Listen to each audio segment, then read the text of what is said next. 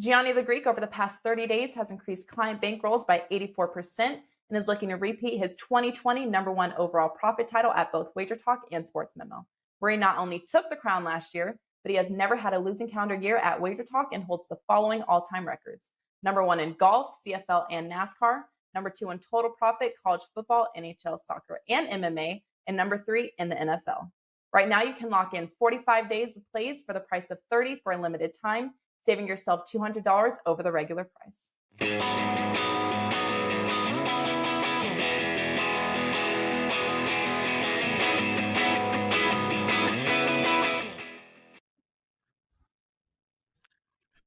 Welcome to Wager Talk Today, everybody. I am Lawrence Presman, that man there, that good-looking, handsome, suited-up, sports-jacketed man is Teddy Covers. And yeah, you can tell, I rode the Peloton. The energy is ready to go. Got a haircut too, Teddy. Look at us, man. In our 50s, full head of hair. How are you today? I don't want to look at you, Prez. I'm doing fine, thank you. How about yourself today? Dude, I won my 5% play last night. Calgary Flames in regulation. It was like 4-1 or something going into the second, 7-3 game, and then they fired the coach.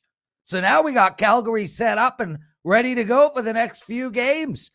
I'm in a great mood, brother. We got Rob Veno up first. Are you kidding me?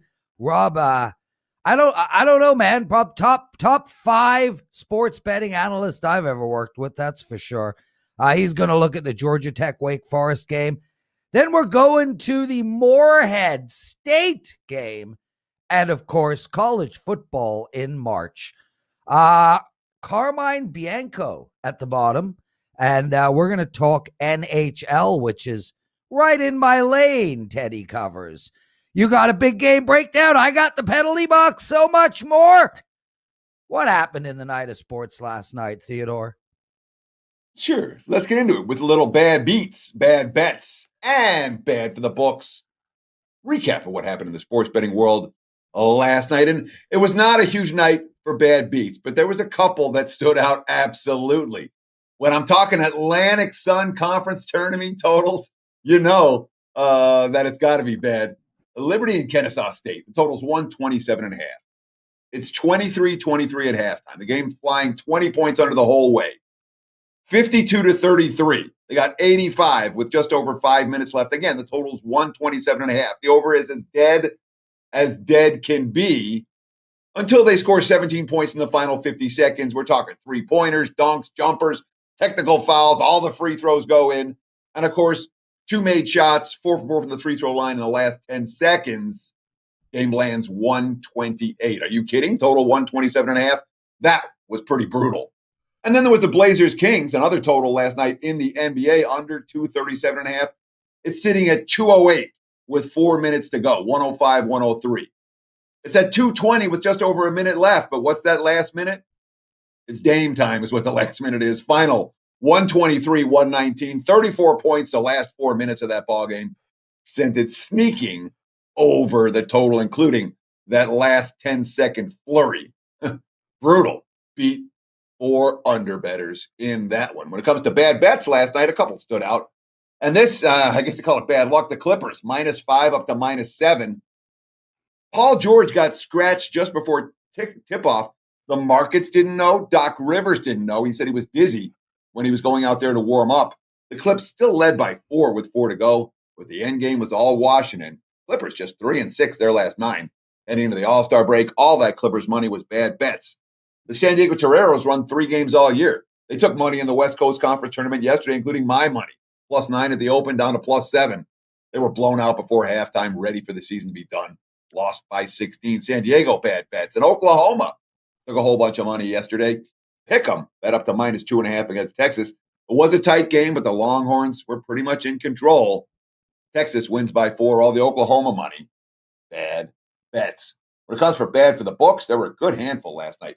Wise guy special in the NBA. Celtics Raptors over. The 217 bet up to 221.5. They finished 257. That was bad for the house. The Miami Heat opened +3. They closed -2 against the Pelicans. Jimmy Butler played. Zion Williamson didn't. Heat win by 10 after a 5-point line move. That wasn't a good result for the house. What about the Suns? -6, bet all the way up to -13. No Steph, no Draymond, no Oubre. That's the Warriors' three best players on the second of back-to-backs before the break. Phoenix led by double digits at the end of one. They won the game by 22. No sweat there.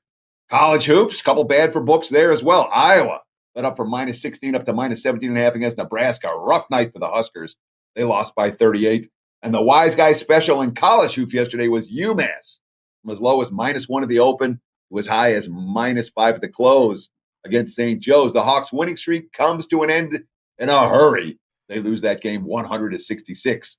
Certainly not a good result for the bookmakers, both here in Las Vegas and around the country. There you have it. Bad beats, bad bets, and bad for the books. Back to you, El Presidente. Teddy covers, everybody. What a great way to start the show. Oh, man, Teddy, we are still rolling all over the place right now. Andrew McGinnis won his play last night, 10-1. His last 11 hockey plays. Rocky Atkinson, 16-3. Koken, 9-1. Carmine Bianco is rolling, 12-6 run. I'm on an 8-2 hockey run. And that, my friend, is nothing compared to NBA. Oh, my God. At 100 miles an hour, ASA 13-1. Bobby Liggs 20-4. Oskheim 14-2. And are you ready for this? Ronald Kabang over at Sports Memo, guys. 30 wins, 7 losses. 30-7. I don't actually remember the last time I was on a 30-7 run. You, Teddy? Those are big numbers. Yeah, that's an impressive run, and there's a number of impressive runs. If you've been riding any of these guys, you made a bunch of money. At the same time, when you get into a rhythm and you're seeing things clearly, sometimes these runs can last for a while. No reason to hesitate getting on board with any of the guys that are running good right now. Teddy, we might as well bring in another old man with a full head of hair. Rob Veno! Man, Rob, we love having you on the show. How are you, brother? I'm good. I probably stepped on you there. My bad. I thought you were bringing me in, but you weren't quite finished bringing me in. But I'm good today. How are you guys? Oh, man. Teddy, how are you? We know he's miserable, sad. There's a cloud over his house, but the rest of Las Vegas is sunny. As for me, there's a cloud all over Toronto, but the sun shines over my house. Thanks for asking, Rob. Teddy, did I sum that up? There's no cloud over my house. It's all good. I got, I can find stuff to complain about, but I'm not going to. Okay. He's Teddy Covers. I'm the Prez, Rob Veno. All three of us can be found at WagerTalk.com. And Rob, before we get into the games, how have you been doing? You winning? You losing? Making money? Wife happy with you? What's going on? Yeah, everything's good, Prez. Everything's good. As far as NBA and college basketball go, ranked number 2 in each of those at WagerTalk.com. Number 2 NBA in profits, number 2 CBB in profits. So certainly would rather be number 1, but 2 ain't bad. Was a really good Wednesday, break even Thursday, and now we head into Friday. So ready to roll. Excellent stuff. Well, let's get into the first game. Georgia Tech, you sent it at -9. It's now -8.5. They're playing Wake Forest. What do we do here? Well, I'm going to probably screw it up, Teddy, but when I handicapped this game, I thought of something that you often say. I'm going to ride the Georgia Tech wave, and I'm going to fade the Wake Forest implosion. I know it's something like ride the hot, fade the whatever it is you say, Teddy, this plays for you. At Georgia Tech, 6 consecutive against the spread wins. Wake Forest, 5 consecutive against the spread losses. All of those losses, guys, by 13 or more. 3 home games that they played during that span, all losses of 18 or more. They haven't been close. They just haven't been close. It's a team that's just getting to the end of the season. I would expect, this is a senior night game. Wake Forest does have 6 seniors. In my estimation, Wake Forest's effort will be put into the upcoming ACC tourney. And I don't think that senior night has much of a play here in this particular game. I'll get into Georgia Tech's motivation in a minute. But they've played once before, January the 3rd. It's a long time ago, January the 3rd, but Georgia Tech did win that game 70-54. The backcourt of Jose Alvarado and Michael DeVoe, when they scored double digits, this team's just about unbeatable. They did that in that game. Moses Wright, their standout player, didn't even have a good game in that one. Georgia Tech held Wake Forest to 3 of 20 from the three-point line and coasted to that victory. Motivation on the Georgia Tech side, guys, here tonight. Right now, they have a net ranking of 40. That's pretty good when it comes to getting into the NCAA tournament. As far as the upcoming ACC tournament goes, if Georgia Tech wins this game, and if Louisville loses to Virginia tomorrow, which is highly possible, then Georgia Tech's going to finish 4th in this conference and get a double bye. That's the reward, a double bye. And Georgia Tech hasn't been in this position a lot, but they'll have motivation, plenty of it here tonight to win at Wake Forest. The question could be presented to me, Rob, do you trust Georgia Tech laying 8.5, 9 points? They haven't had to do it all season long. And I guess I would respond by saying I do trust Wake Forest to lose by 10 because they've done nothing but lose by 10 or more last 6 games. It's a team that defensive efficiency, if you look at Ken Palm rankings, defensively, this team ranks 13th or worse, Wake Forest does, in 8 of his 9 categories. They rank 11th or worst in 6 of the 9. Just not a good basketball team right now. Give me Georgia Tech minus the 8.5. Hopefully the money move is wrong and I am right. Yeah, I mean, it's certainly a ride the hot and fade the cold type of situation where the markets haven't gotten either of these teams correct over the course of the last 2 or 3 weeks. But my question to you is, what's all the money coming for the dog here? I was a little bit surprised, both by the money showing for Wake and then by the intensity of that money. Understand what the wise guys are seeing here? I don't, Teddy. Like I say, in normal circumstances with a crowded gym, a lousy team with 6 seniors graduating, I would say you could play a motivational angle with them. But I think Georgia Tech's motivation is just as strong. I think the empty gym doesn't help these seniors out any. So I just don't know. I mean, there's no reason. There's no spot in Wake Forest's play that would encourage you to run to the window with any of your money and bet it. And you would certainly be encouraged by what Josh Pastner has done with Georgia Tech. Rob Veno, everybody. Rob, let's talk about Eastern Kentucky, Morehead State. I know you like the total here, and it's moved a ton.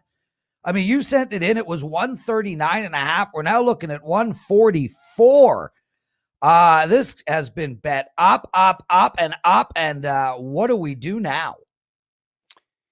Yeah, well, good number for me personally. Bad number for everybody I'm talking to now with an overplay. But, guys, when I looked at this one, they've had 2 meetings. These 2 meetings were way back in December. So it's really hard to gauge what those are worth. But if you want to sum it into one headline, for me, it was just give me one more 3-pointer from Eastern Kentucky.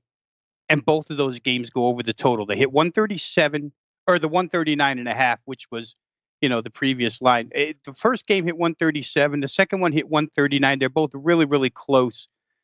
But Eastern Kentucky, which is the number 1 3-point shooting team in the OVC, had 2 miserable days back in December against this Morehead State defense, which, by the way, does rank number 1 in defending the 3-pointer in the OVC.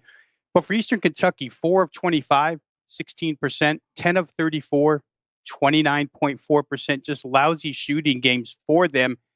One more 3 in either one of those games would have sent them both over 139.5. I guess looking at the number now at 144, you need 2 more 3s. I still think you might be able to get those. Morehead State, as I mentioned, they're such a good defensive team. They rank number 1 in the OVC in a multitude of categories. Eastern Kentucky, the other thing, you got such a difference in pace here, right? Morehead State head coach Preston Spradlin, known for being very patient, pedestrian-style offense. And EKU's the second fastest tempo in college basketball right now. The 2 games that these 2 played, Morehead wasn't really able to dictate pace, guys. They were played up tempo, 72 and 75 possessions So I think you'll get a little speed to this game. I'm looking for a couple extra made shots, especially from 3 by EKU. And then I'm encouraged a little bit by the Belmont game against Morehead State just 6 days ago. That game ends regulation 74-74. That's 148, which would even get over the 144 we're staring at now. But for Belmont, they didn't have their top scorer, Nick Muszynski, in that game. He didn't play. So without their leading scorer, they were still able to get to 74 against Morehead State. If you just take the 3 tempo teams offensively in the OVC, Tennessee State, Eastern Kentucky, and Belmont, all 3 of those teams have been able to push Morehead State along offensively. So I think you'll get enough pace here. Each team has had a look at these rims. They both played one game, right? They're playing at the Ford Center in Evansville, Indiana. So the rims won't be strange to them. And in the end, in a game like this, where the point spread is where it's at, you could get free throws, and especially desperation free throws in a conference tournament that can send this thing over. So give me the over. Like I say, I personally got a way better number. Let's get a couple extra threes and get it to 145. So, Rob, Awesome. You're so thorough in your analysis that I've got the question, and then boom, you answer it right at the end. But let me jump in real quick and just ask you, when it comes to this venue at the Ford Center in Evansville, we know some of these conference tournaments, the sight lines are bad. You're looking to bet unders right from the get-go. Is this one of those situations that we worry about the venue? Or is this a venue, you talked about their familiarity with it, we don't worry about it at all? Well, I think in my case, and this is just personal, Teddy, basketball venues I don't worry about. It's the football stadiums where, there's blank space for 100 yards before you see a fan, where I worry about it a little bit. But here, Ford Center is built for basketball. Evansville plays basketball here. Obviously, these 2 teams aren't in that conference, but they've played their tournament here. I think they mix it up between Bridgestone in Nashville and here in Evansville. So I don't think the sight lines will be a problem, especially, like I mentioned, second time seeing the rims in the last couple of days. Guys, real quick, we got a listener in the chat room who is prepared to get a tattoo with the name WagerTalk on it. I did offer him $5,000 if he does it on his forehead. But if anybody wants to get a WagerTalk tattoo on their body, we will pay for that piece of art. And depending on how visible it is, we'll give you extra money. Call it an advertising cost. Forehead, $5,000. If you're a female, tramp stamp, we'll come up with something. If you get Rob Veno's face, $10,000. Right there. Bam. Mucho. Bam. So much goes on in this chat room while you guys talk. Boys, college football in March. You gotta love it. McNeese State, Southern, Eastiana, Louisiana, with 2 S's and a mysterious I. Rob, you spelt that beautifully. What do you like in this game, bro? McNeese State against Southeast Louisiana. I'm going to play it over, guys. 56.5 was the number I got. I see some 57s this morning, but for anybody, and Southeast Louisiana as an underdog was a winner for me last week. Anybody who watched the game and saw the Southeastern Louisiana offense, it hasn't missed a beat from last year. Last year, they ranked number 8 in FCS in total offense. And the question was, could their new quarterback, sophomore Cole Kelly, step in and do the job? He set freshman records last year for this team. Freshman record in completion percentage, freshman record in quarterback rating. He played part-time, 10 touchdowns thrown, 10 touchdowns rushing. He's a dual threat. Guy's 6'7".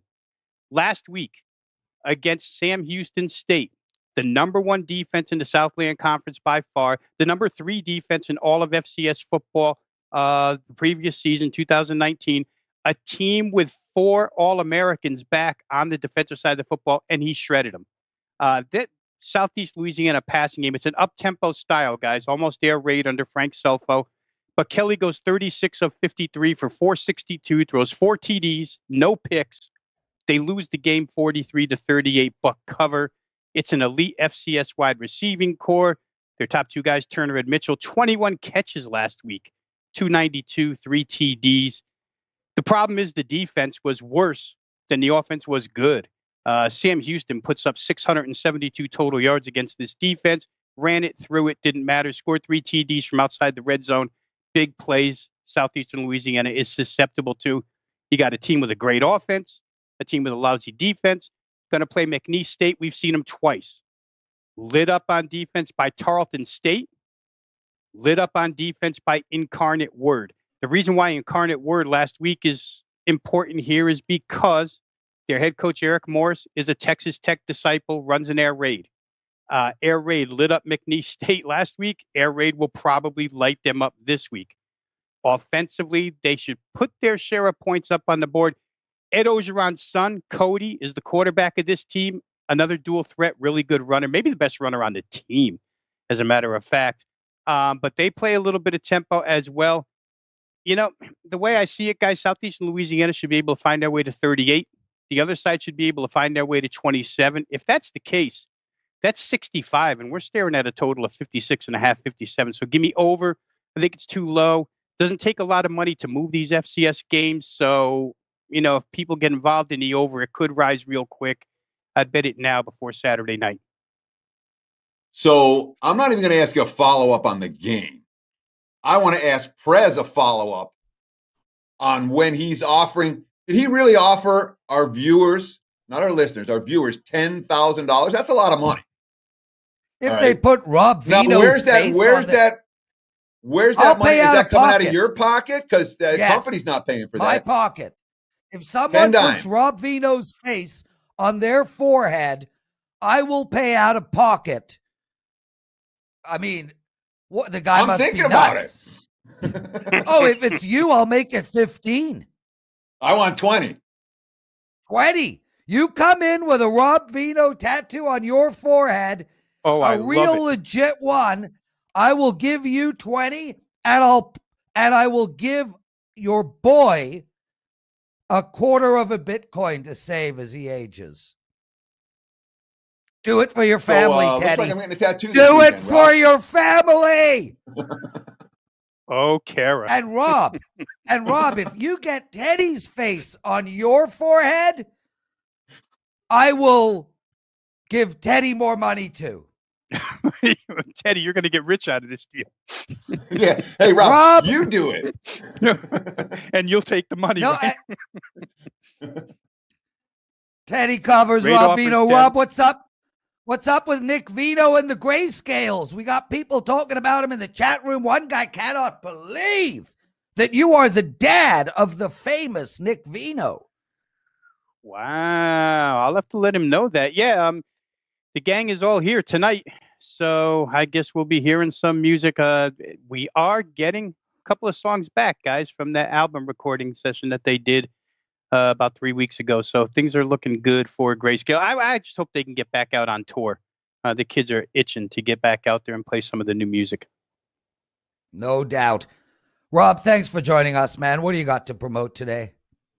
Right now, we're going to promote FCS Football, up and available right now, WagerTalk.com. I actually have a best bet up there as we speak. And I'm going to be putting up College Hoop within the next 30 minutes. A couple of games that I really like here that will go before nighttime. So catch it all, WagerTalk.com. Don't be a stranger this weekend. The conference tournament play is going to be packed. WagerTalk.com. Selections up and available right now. Awesome stuff, man. What a start to the show. And Teddy, you're thinking, dude, you know what, Teddy? I'll go with a half a Bitcoin to your boy in trust. And you don't even need to do Rob Veno. You just do Wager Talk right across your forehead. Half a Bitcoin. Now, the question that you have to ask yourself, Teddy, is, are you selfish or do you put your family first? We'll be right back, everybody. Looking to get the edge when betting on the ponies? Get access to all of SIG's reports now through the Belmont Stakes for only $169.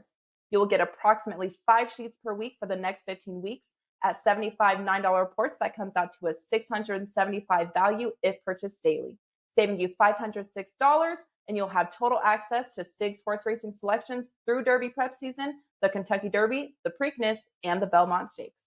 It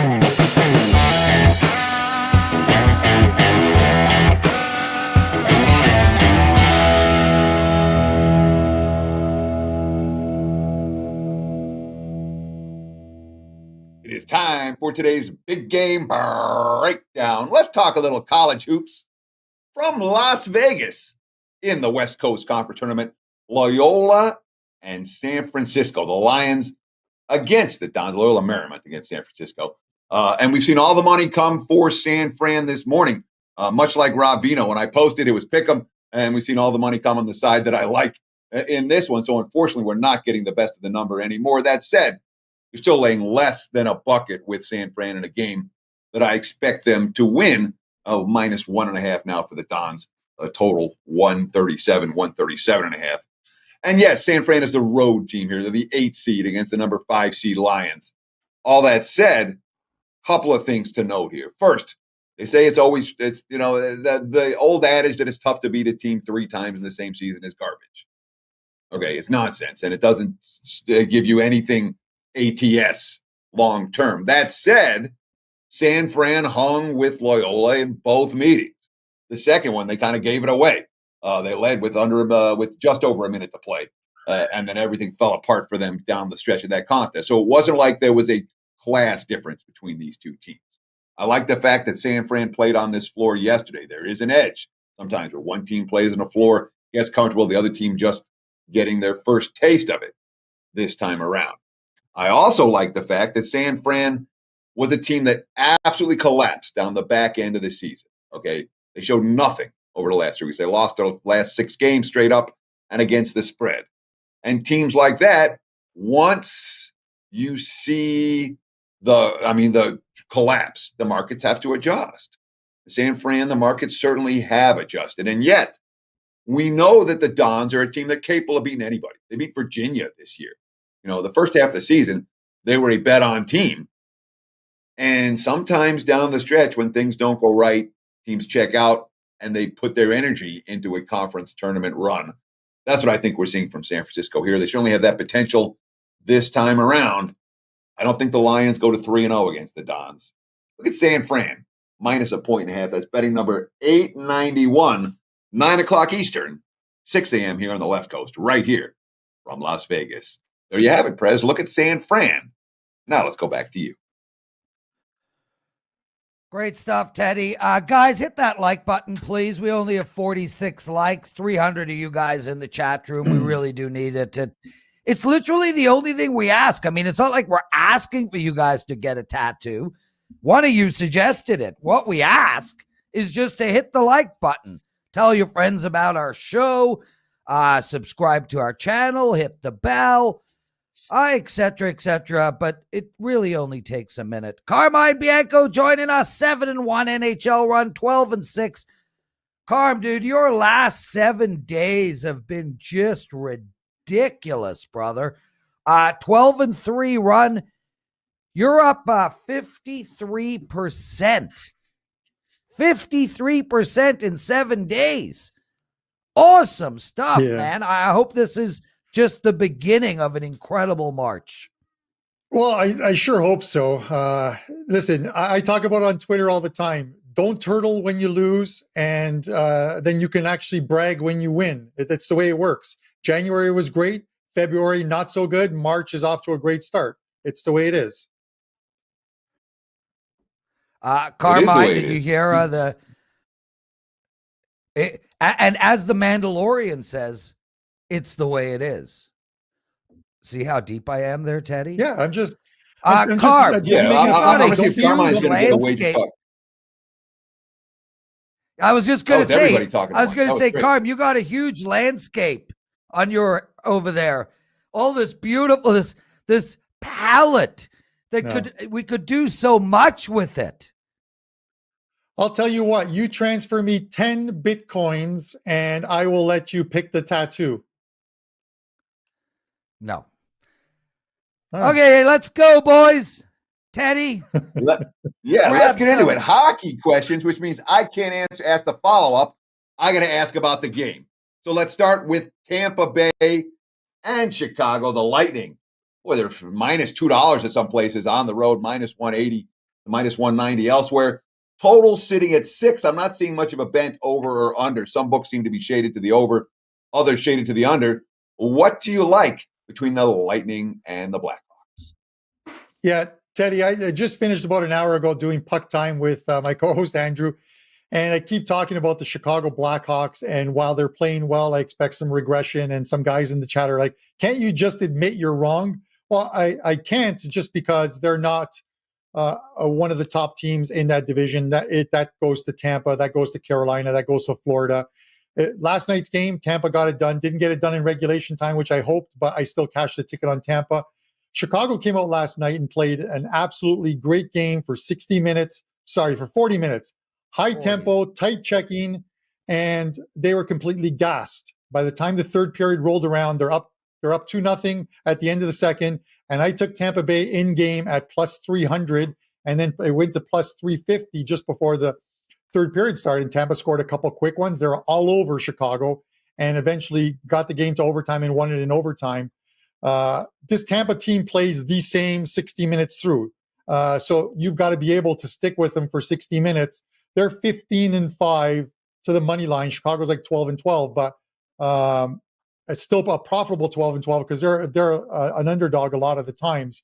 This Tampa team, I just think that because this is a back-to-back game, and I think that the Hawks emptied the gas tank last night, that this is probably one of those ones where you take Tampa Bay. You can't lay the price. So you either take them in regulation time again, you take them on the puck line minus 130, or while I don't advocate parlays, you take them with a team like the Avs, who should roll tonight against Anaheim, and you can get 6-5 on your money taking Tampa Bay and Colorado in a parlay.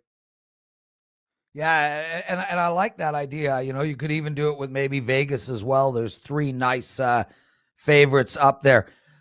Carm, total wise in this game, a lot of people like the overs in these Tampa Bay games because this team can just come out there and score anytime they want. But man, they just keep going under every single game, 5 in a row now. And the line moved up. It was 5.5 in the first game at a few spots. Now it's 6 across the board. I got to believe this game is going under. Yeah, the problem is if you look at the numbers for both these teams, sort of over under, and you have Chicago, who's gone under the total 54.2% of the time. Tampa's gone under the total 52.6.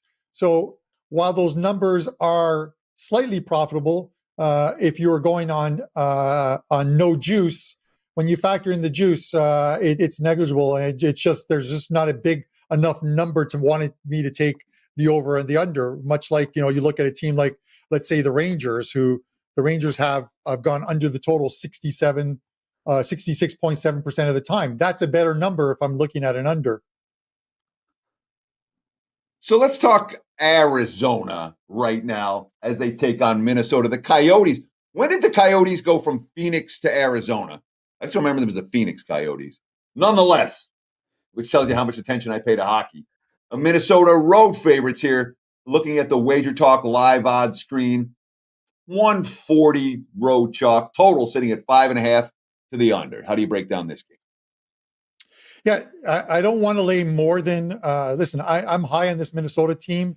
I said after they came out of that COVID break that they lost the first game to LA 4-0. I said, they're going to go on a bit of a run, take this team. And then they proceeded to win 6 straight games. Yeah. Then lost a heartbreaker against the Vegas Golden Knights, where the fans were allowed in for the first time at a Vegas game. They gave up 2 goals in the last 5 minutes and then lost it in overtime, losing 5-4. And that was their first regulation loss in 7 games, of course. And then Vegas played just a gem of a game next time out and beat them 5-1.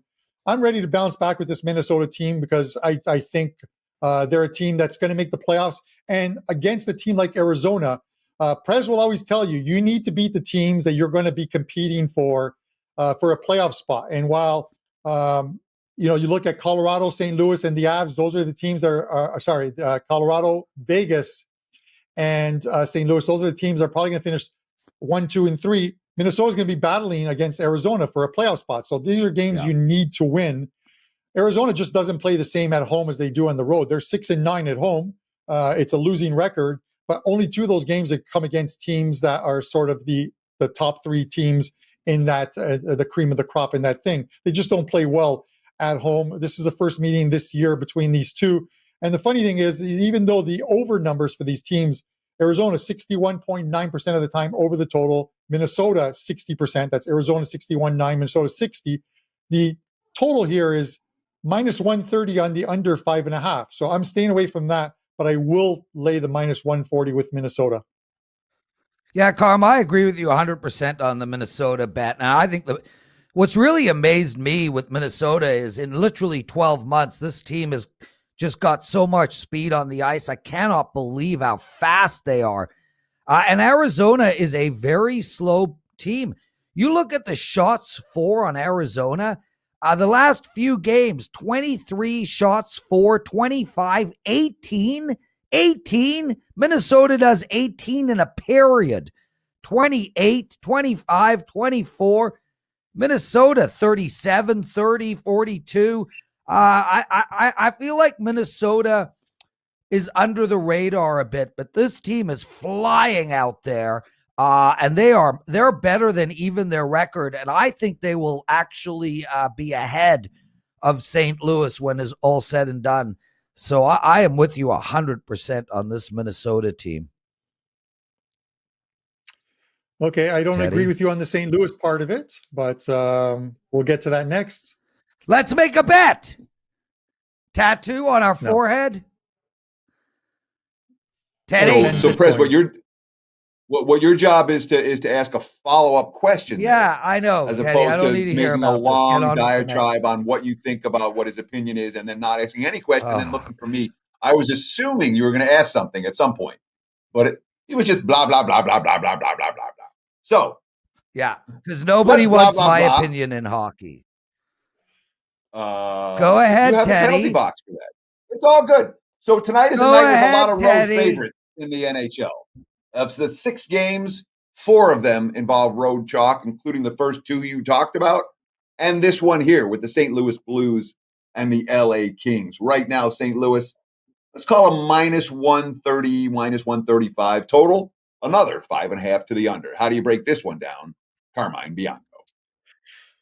Yes, one of the biggest things for this Kings team, and they've beaten the Blues 3 out of 4 times. So they've had this Blues team, and Prez says that Minnesota will finish ahead of them. St. Louis has been able to tread water, going 13-10 so far, tread water with a laundry list of injuries. And I'm sorry, but in the NHL, when you lose players from your first and second lines, you lose defensive players. Reshuffling those lines, it just doesn't work sometimes. And yet the Blues are still, albeit they've played more games, they're still second in the division, but they've played more games than other teams.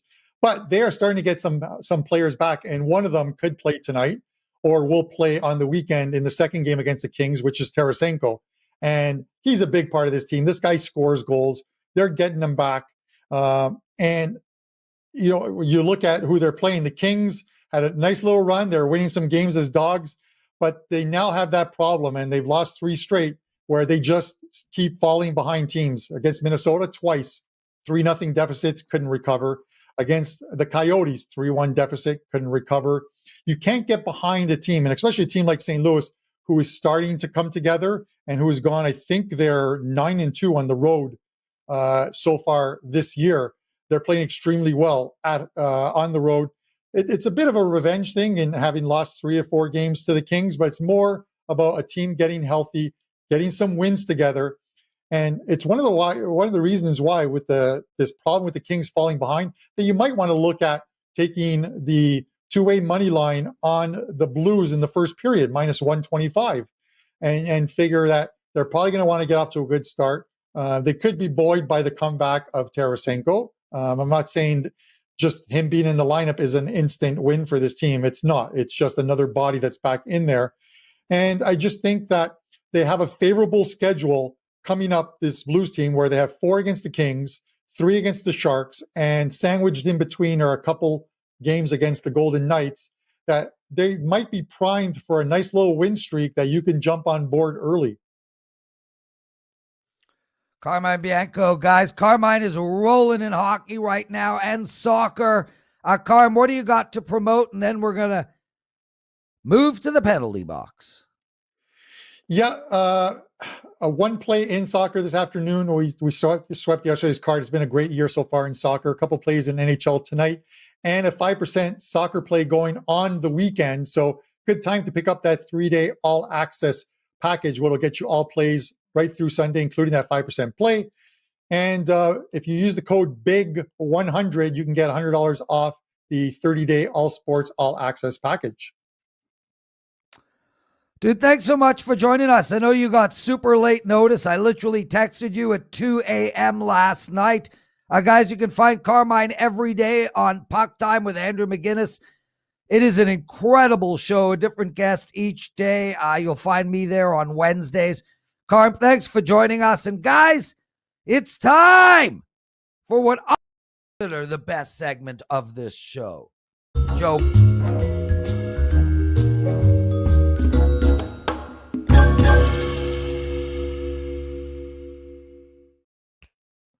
I wasn't so vibing with that music. It just wasn't cheesy enough. We need greater cheese, Joe Ranieri.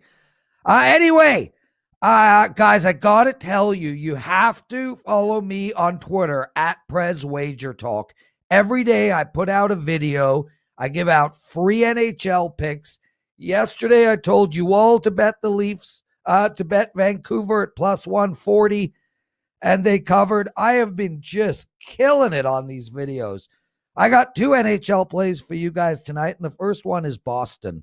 Look, Boston has struggled of late. I mean, they've lost 5 of their last 7 games, which is very un-Boston-like. They let the New York Islanders put up 7. It takes the New York Islanders 3 games normally to put up 7. They let the Rangers put up 6. Could take a whole season before the Rangers put up 6 again. And they just really have not been in the zone. But the last 2 games, they beat the Rangers 4-1. And they played a 2-1 game against Washington. They did lose in overtime, but I feel like Boston has, righted the ship, so to speak. Washington coming into this game on a 4-game win streak. But 2 of those games were against New Jersey. And as you saw, New Jersey could only put up a 1 spot last night against the lowly New York Rangers. So this New Jersey team is not very good. Washington's record is a bit phony, in my opinion. I don't think they're as good a team as their record suggests. And Boston, well, we got to find these teams that are either going on a bad streak or a good streak. We got to find it before it happens and then bet them. And Boston is about to go on a big fat winning streak. I'll take them minus the 140. Speaking of teams, looking for teams that are on a are about to go on a winning streak or a losing streak, I think the Chicago Blackhawks are about to go on a losing streak, Teddy. This team is not as good as their record is, not even close.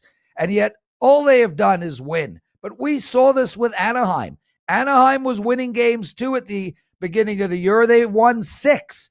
Now they've lost 8 in a row. We saw this with the LA Kings. They were on a winning streak. Now they've lost 3 in a row. My prediction is it's time for Chicago to go on a losing streak. They lost in overtime to Tampa Bay yesterday, and they had that game, Teddy. They were up 2-0 in the third. They are exhausted coming into tonight's game, and Tampa Bay is one of the fastest, if not the fastest team in all of hockey. Tampa Bay beats this team. Take Tampa Bay in regulation, take a -1, take a -1.5, Tampa Bay, and also watch Chicago, guys. They're going to be a play against team for a while. Teddy, what a fun show, man. Rob Veno, Carmine Bianco, talking about tattoos, blah, blah, blah, blah. It was just a good time. And I will say this, I think you might have given your single best piece of betting advice in the entire show during that last segment. So I want to highlight it because, well, I don't get to compliment you very often. But the concept of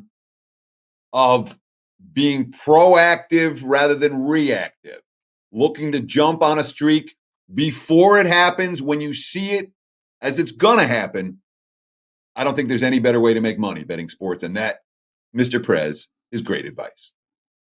Thanks, brother. What a fun show, dude. I'm hungry as hell. Take us home. We'll see you all Monday, guys. Best of luck this weekend. Enjoy the time off of the NBA. Don't sleep on NHL and grab the college football and basketball. Teddy, take us home. Sure. I want to thank Rob Veno. I want to thank Carmine Bianco. I want to thank you guys for hanging out with us today. We'll be back again on Monday, bright and early, 9 a.m. Pacific time, noon here on the left coast. Or no, 9 a.m. here on the left coast, noon back east. Until then, enjoy the games and good luck. Over the past 30 days, John Ryan has increased client bankrolls by 32% and has produced the following results for his customers.